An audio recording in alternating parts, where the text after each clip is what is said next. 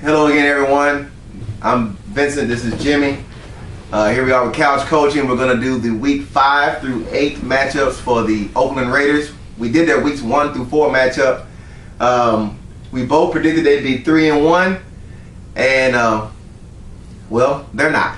If you flip them around, they're 1-3. So yeah, maybe we were looking at it wrong. We thought they would be 1, and they were no. They're 1-3, and they got beat. You know, the killing part about their record. You know, I'm an Oakland Raider fan, and as you can see, yeah, you know, and the killing thing about their record is that, you know, look, the San Diego game, they lost 14-22, and look, your long snapper goes down. And apparently the kid that they had replacing him hasn't snapped long snapped since he was in high school. So it showed, you know, that turn of events changed the game for the Raiders. The game I have the most problem with in their first 4 weeks is the Miami game. And again, you know, Miami's better than I thought they would be. But, you know, they go to Miami and they get beat 35-13. They didn't even show up in Miami. Then in their week 3 matchup, you know, it was a game of desperation, and you know, the Al Davis must have been looking down on us that weekend because we got lucky and beat the Pittsburgh Steelers. And you had to Pittsburgh Steelers. You just had. I mean, we didn't do this the rest of the game. We just had to do it for this one, right? If you go back and look at the rest of them, if you go back and look at all the rest of them, I didn't mention these scores. Exactly right. I appreciate that. Yeah, I apologize. Thanks for rubbing that in. I almost jumped off a cliff last week. I almost drove my car into a side barrier. But having said that, I can't gloat for long because we are getting shellacked right now by the Denver Broncos. Thank you. And look, so we are 1-4. No, 1-3. Sorry, 1-3. Probably 1-4 next time. But we're 1-3. So right now we're 1-3, and then they have a bye week 5. Thank God. So they have a bye week. I don't even think that's gonna help. Right, exactly. We have a bye week 5, but then in the week 6 matchup we played the Atlanta Falcons at Atlanta in the Georgia Dome. And like I already said, it must be me already thinking this. They're gonna be 1-4. They're gonna lose that game against Atlanta in the Georgia Dome. Look, the Raiders. Their problem is, number one, the defense has people do whatever they want to do to the defense. We're hurting at cornerback, you know. So we got players that we got Huff playing corner, and he's supposed to be the safety. So we're really hurting at corner. Well, yeah, I mean, y'all's best corner y'all got rid of. Yeah, we got rid of DVD. I don't know why. Who's DVD? You have to explain the names. Most people don't know who DVD is. DeMarcus Van Dyke. Yeah. Yeah, he plays for the Steelers. Because who was that? Because it was a guy that told us that you didn't say the Darren McFadden's name right. Right. And we just wanted to bring it out there. All acronyms that we call people, we need to go ahead and just put that out there. So I want to make sure that I'm correct in saying who DVD is, even though he doesn't play for us anymore. No, instead he plays for us. Plays for the Steelers.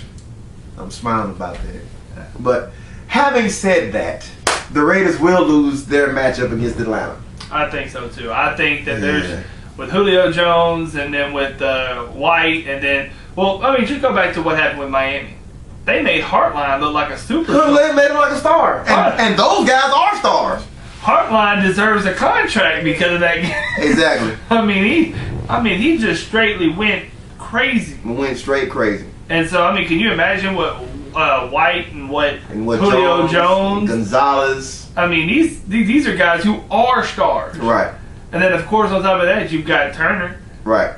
So, they're going to lose that game.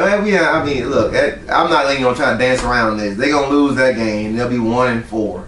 Because, you know, again, I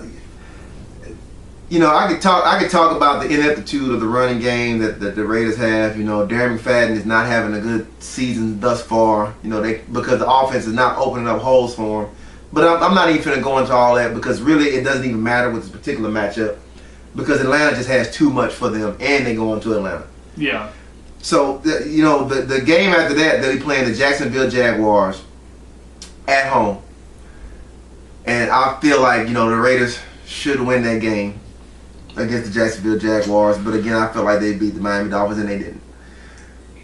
But I feel like they'll beat Jacksonville. Well, how about you, Jimmy? Well, that's a good question because right now the Jacksonville Jaguars in Week 4 is actually, I think, a better. Well, actually, I think they have a bye Week 4. No, they didn't. They played Cincinnati. They lost. Yeah, they got beat by Cincinnati. So actually, it could be possible that Jacksonville and Raiders are going to be the same. Have the exact same score by the time, same. But this is the same Jacksonville, game that went out last season. I know it was last season, but beat Baltimore. Right. So I mean, anything could happen. But I'm going to have to go against the Oakland Raiders on this one. I think Jacksonville, they're desperate. I mean, not many teams are. Well, both desperate. Not even that, but I mean, if you look at their running game compared to Oakland's, yeah, they can run the ball. They can run. And they can. They may not be a throw. Right, that's but true. you've got to respect MJD Jones-Drew. Marcus Jones-Drew. Maurice Jones-Drew. Right. You have to respect him. Right. He can run. So, I mean, that opens up the pass. I mean, they still have, Mercedes Lewis. I don't know who the other cat is. They have Mercedes Lewis. They have Justin Blackman. They have Laurent Robinson. I think he missed this week with an injury. But even that, Blackman was a top draft. Right. So I mean, they have weapons. Garrett played pretty well. Jacksonville's defense is kind of suspect at best. Right. But I could honestly see that Oakland having a problem with this one. I could honestly see Oakland losing this one. Well, I'm going to say they're going to win it. Because again, the thing about it is that San Diego won today, so they're 2 games in front of us. Denver winning is 1 game behind San Diego. So you don't want to, and Kansas City lost also in the division. So you don't want to get too far back. Now, they're going to have to win in this particular quarter of the season. This matchup is a matchup that they have to win if they want to stay relevant, not only in the division but in the AFC. Right. So I think they have to win this game against Jacksonville. You're picking them to lose. And then the next week, they're going to be playing Kansas City at Kansas City. This game is very, very, very interesting.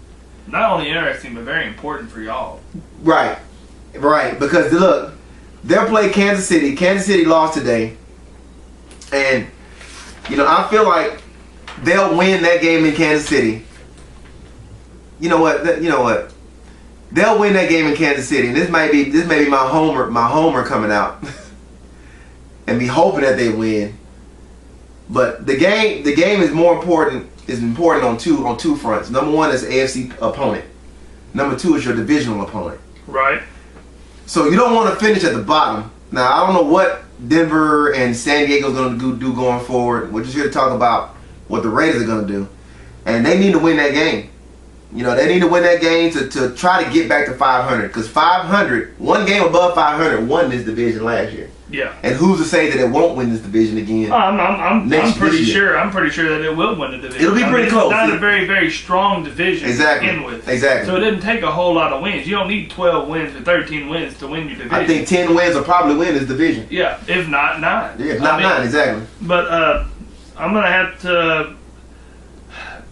I am going to go ahead and say that Kansas City, I think, will win this one. Okay. I've noticed what Charles had done today. And that's going to be the problem for us because we can't stop the run. Right. Well, the Raiders can't stop the run. And that's what it is that Charles acted a fool against the Saints. And even though they lost today, I think he still had over 100 yards total. Yes, he did. So he had, just give me a second, I can tell you exactly what he had. He had, I'm sorry. Yeah, today Charles had 92 yards rushing, but he had 23 yards receiving. So he had over 100 yards of total offense and 2 touchdowns. So, with him running that well against this San Diego defense, I don't see how he's not going to do the same thing against the Oakland Raiders defense unless we keep them off the field. Right, and that's what you have to do because, that's exactly what San Diego did. Exactly. They took the ball over, caused fumbles, interception, caused them to punt. I mean, half the game, San Diego had the ball on the other side of the 50. Right, and they created 6 turnovers for Kansas City. Right. So I mean, but that's going to be Kansas City's downfall if they play the Raiders. Exactly. But I think if you take that away, I think the Raiders will have a hard time stopping the run. Right. And then the play action pass that comes off of it. Off of it, exactly. Because Bo acted a fool too. Right. So I think that the Kansas City will actually win this game. Okay. So you have Kansas City winning. I have the Raiders winning that particular matchup. So right now you have them for the second quarter at 1-2 or 0-3. 0-2. 0-2. No, you said no. We both agreed Atlanta would win. Oh yes, I'm sorry. So you have them at 0-3 for this quarter, and I have them at 2-1 for this quarter. Okay, this was a shorter one. Yeah. Because again, these Raiders, look. I hope. This is what I really hope. We could be wrong. Well, we could be wrong, and what I really hope going forward is that I hope the Raider regime gives Dennis a chance. I don't know what Hugh Jackson would have done, but you got to give him you got to give these guys an opportunity. We don't have to look any further than what the Houston Texans are doing with Gary Kubiak and them sticking by him and giving them a chance. Yeah, I mean, as long as you give someone a chance and they're not worried about losing their job. Exactly. I mean, once you start putting that whole fear that if you don't get above 500, right, you're not going to be. You're not going to be here. Because I mean, who did y'all have? Y'all had Cable. Right, Tom Cable, and then Tom Cable got us to 8-8, and then they fire him. So how long did y'all have him though? Y'all had he was there for 3 seasons, I believe. 3 seasons. Because that was the whole extent of Jamarcus Russell, wasn't it? Yeah, so you had to bring up Jamarcus I'm just asking because I had to use it. Right there in my back. Can you pull that out? No, I'm gonna dig that deeper. Right. But then after y'all let Cable go, y'all picked up. Yeah, Hugh Jackson was already on the staff, and they gave him the job. But he was only there for a season as a head coach, and then he got him to 8-8. Right. Almost won a division. Almost won a division. He had some unfortunate breaks. They let him go, and then bring in Dennis Allen. So I hope he doesn't get him to 8-8. Well, right, that's the magic number. It's kind of like New York with the